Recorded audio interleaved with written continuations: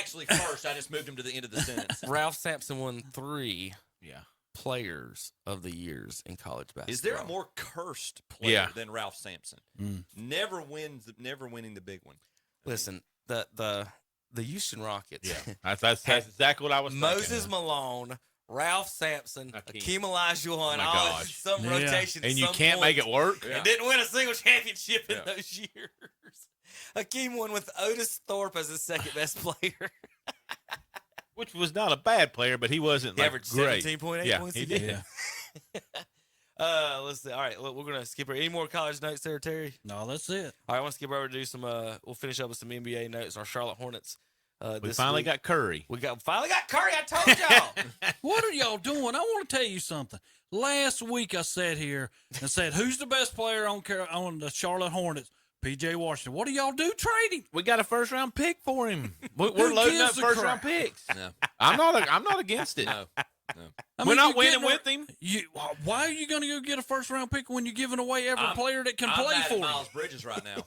Yeah, I know. I'm mad at Miles Bridges. Dude, just come on. Quit complicating things. Just go. The Hornets are an embarrassment, and I will not go to a game until Miles Bridges is off that court.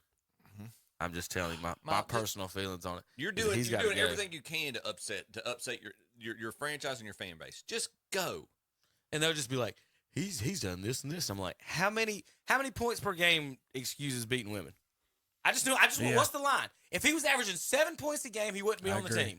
I agree. So what's the line that where we how many points per game is it okay to beat women? Should somebody not ask the owners that or the GM that? Where's all our media members that are allowed to go in there and ask questions and be like, okay, if Miles Bridges was only averaging 7 points a game and coming off the bench, would he have been traded this week? Or could he only beat one woman or two? Well, how many women can he beat? They were trying. It's ridiculous. They were trying to trade him, but he's got a no trade clause. He won't pull it. Yeah, he won't waive his no trade. Cut him. What are we talking about? Trade. Cut him. Would they? It ain't gonna help their record anyway. Here's the Charlotte Hornets. I can see the Charlotte Hornets on the phone. Hey, we've got OJ over here. He can run the ball really well. He's led the league in rushing a couple of times. Really quick. He's good with a knife. But you guys, you can have him if you want. Give us a second round pick. We need a second round pick. Like, what are we doing? Why are we not cut him yet? He should have been cut 2 years ago or whenever it happened. Should he have not? But now I will say this for him, and I will give him this much credit.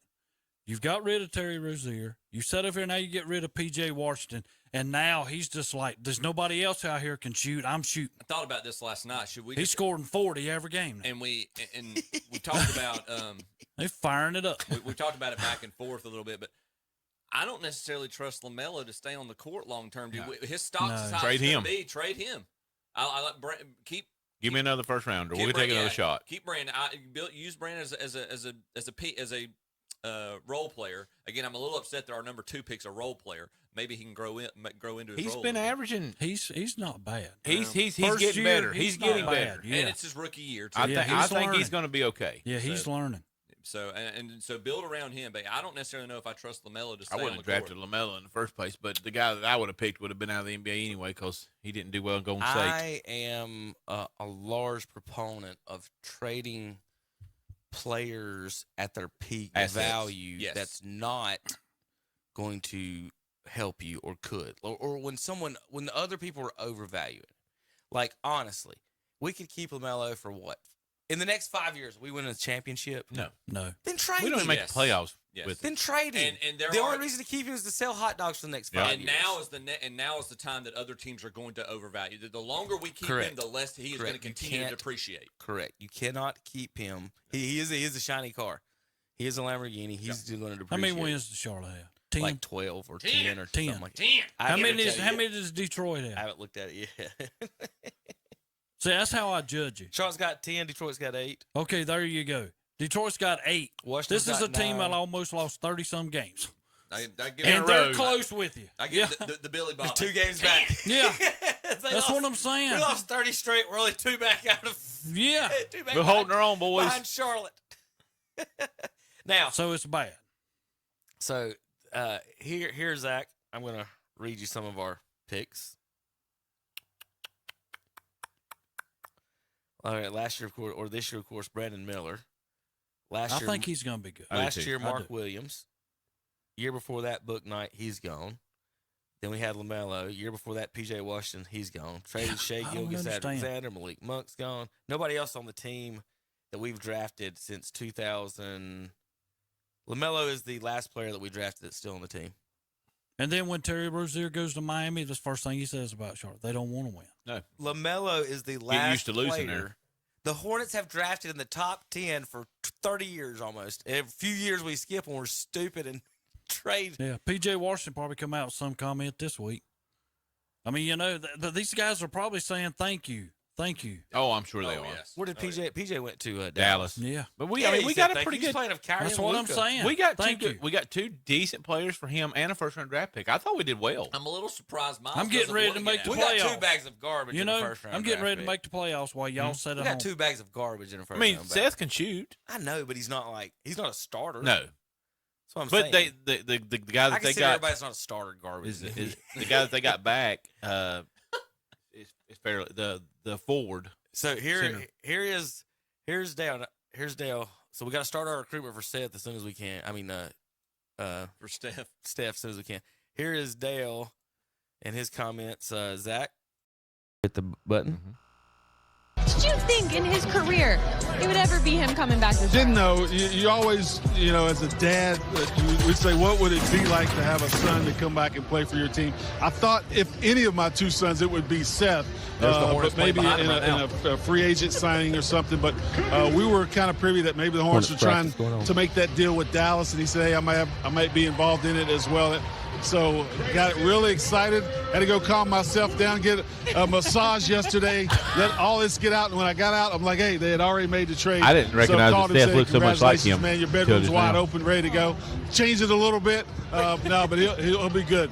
More importantly, my 3 grandkids. The grandbabies. Oh, come on my now. gosh. Come on now. Oh, We're going to have a bunch G-Daddy's of about to Currys. get some spoiling going on. A bunch of Currys in the building. G-Daddy Did you think is in about his to get some spoiling going on. That was Dale Curry's comment about It reminds me of my parents. He's one of my favorite. We're glad to see you. Players all time, along with Muggsy and Lonzo. We're glad to see you. We're my grandkids. Now, I do have a video to show you guys. Now, this is Zach. We're not going to do audio on it. This is at the first of this video is Damian Lillard talking about one of the Hornets' new players. And Terry, I just want you to watch him. And I like what I see. I'm going to put it that way. And you don't hear me say that a lot, but you'll see what I see, I think, in some of the moves and some of the other stuff too.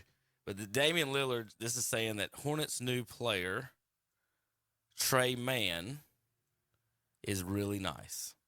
And this is what he means by it, guys. So we're going to show a few little highlights. This is the one we got in the Gordon Hayward trade. Yes, this is from OKC. Ooh. I'm not even talking about the dunks. Now, these dunks are ridiculous. I'm going to say that. I didn't know this kid. I ain't seen him play. That looked like But John watch his Morant. ball handling and footwork. I'm serious. Just watch the ball handling footwork. The dunks are amazing, but I wanted Terry to watch him. The way he sets people up. Step back. He was 4 That feet was a good by step back. him and stepped back on him. And then if you're ready for the step back, I'm just going to dunk on your whole team. But watch this ball handling. And he's getting to the rack when he does it. It's not like it's purposeful ball handling. It's not like the LaMelo dribble, hope somebody gets open, do something. But it's more, it's like I'm looking to get this ball in the hoop. Like he's the guy at the part. He's the guy at the park you don't want to guard at all. I don't want that. And because he's got so much highlights going to the rim, but he's got so much highlights. That looks like Barry Sanders with a basketball. But he's got so much highlights going to the rim, you have to defend for that, and then he steps back on you. But so that's why I try to stress. I try to stress so much for any youth basketball player. You cannot survive, be good on a court without being able to dribble basketball. I agree. These kids, and they want to shoot threes and do this and do that. Dribble. Every player, you'll get playing time by being able to dribble. Yeah. Because I can't. If you get the ball and they can't do anything, can't move from it, well, you can't help my team. And anybody that dribbles with a purpose, like what I just saw, is going to be good for your team. And I think they may have stolen with that steal. I mean, with that deal, I don't know about the draft picks because you know how we do with draft picks. That's crap shoot. But still, we got first rounds. I mean, Terry, what do you think about just what you just saw there? My initial thoughts on it that he might be pretty decent. He might be good, yeah. And you put him in there with Brandon Miller and everybody else, and have some players out there with him. But you can't give up the players that you had to make your team better. Well, you know how I am. We got off of Gordon Hayward's contract. I mean, it's going away. Yeah, that's good. How can $32 Miller million a year and that kid and other teams score? They got Kyle Lowry. There's no way he's going to end up staying. And it there. all comes back. You talking to about Kyle Lowry? Yeah. Cup checking now, but whether are you going to go spend some money to get somebody if they can become free agent to bring them in? You're going to have to you? overspend to get them. Think about. I mean, but see, I'm sitting there looking at you got Mann, and you got Miller. If you put those two at 2 and 3. Then now you have trade pieces in Bridges and LaMelo, which I could build around those two. And you got your first round picks. And get so much, you can get so much from LaMelo as what he's saying, and then you just get rid of Bridges. They want to get something for him, fine, but get rid of him, and I think that's something way better than you can't have LaMelo running the point guard. If they moved him to 2, I'd feel much better and had somebody running the point. I really would. For how many games every year though? Well, that's true too. I mean, that's true too. All right, before we get out here, take a break. Before we talk NFL and preview the Super Bowl, remember, children, boys and girls, that basketball players today are bigger, faster, stronger, and more athletic. Every player in the NBA is a better dunker than Vince Carter. We'll be back. KDCBroadcasting.com. I'm going on boy. Well, folks, more sports talk with Kevin and the gang. They're going to start talking about NFL and the Super Bowl. We're gonna get to it. We're gonna get to a minute. There was a tweet the other day. We got NFL to get to in a minute, but there was a couple others I want to look at. Let's see. That they put out the all-time, and we'll do 5 minutes on this, not too much, real quick.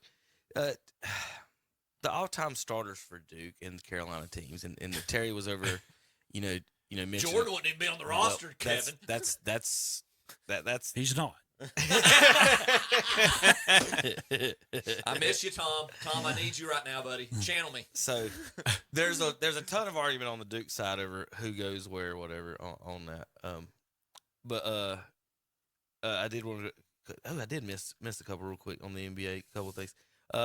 Let's stay there for a second. We'll do a couple more minutes. I'm gonna get back on the Duke thing. Here's the field goal percentages through the years in the NBA. Better, faster, stronger, quicker. Today, 47%, 36%, 78%. I'm told continuously that the 3-point shooters are so much better today, and they only shoot 36%. And in the 90s, it was 34%. They played a lot better defense back in the day, too. They don't play defense today. And then people were like, well, look what they did in the 80s. I'm like, they never shot threes until the middle of the right. 80s. It wasn't just defense. It was Bill Lambier. Very physical. Rick defense. Mahorn. Yeah. Destroying you. Yeah. This is Jordan rules. Well, you go back to that graphic real you quick. just had. Wait, real quick. Watch Jokic play defense on Giannis right here. Since I've already got it up. Giannis is the one in white. Jokic is the one in black. Watch him guard Giannis. No, I'm good. He turned around and scratched his nose. Giannis caught the ball. An MVP in the league. Averages 25 and 11. Who you know has that range. Who you know has that range. And he still missed the rebound. He said, see there, buddy, I know you can't hit it. Terry, what you want to look at that real quick? Yeah, that one right here. Let's see, go back to the 1980s. Okay. Field goal percentage, 49%. Guess who all was in that? Larry Bird, Michael Jordan. I mean, you just start naming players. The Magic highest Johnson. field goal percentage was in the 80s. And when you're talking about a point, that's a lot. A percentage point is a lot. It is. Well, listen, the free throw line hasn't changed. Yeah. Correct? Yeah. Right. Yeah. I mean, unless everybody's shooting 85% now and 90, it's went up 2%. Okay? So all the practice and shooting you've done, you've went up 0% in 23 years. And the you've reason went up 2% from the free throw I line. like that they've got the star beside the 28 and 80s because that was the introduction of the 3-point line. Correct.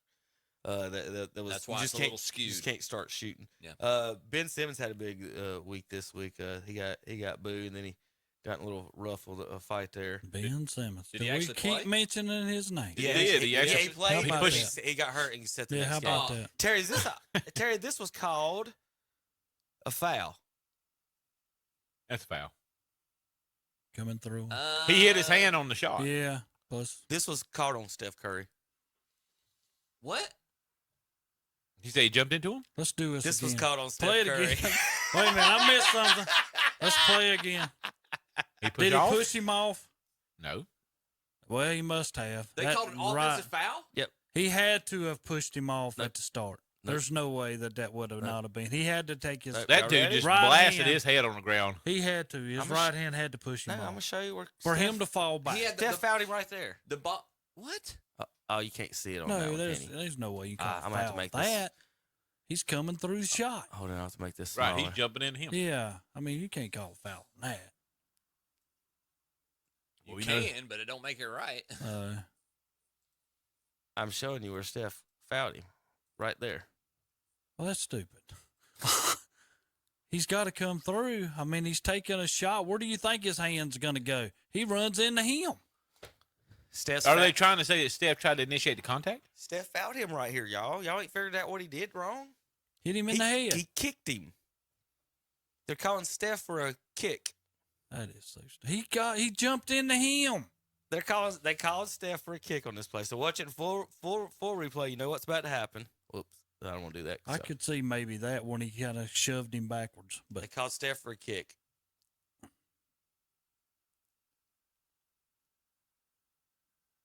that's never mind. I'm a ref, so shut your mouth. Wait, you don't think so, Terry? Keep your legs underneath you the whole time, That's boys. it, bud. All right, we got to talk Super Bowl. We got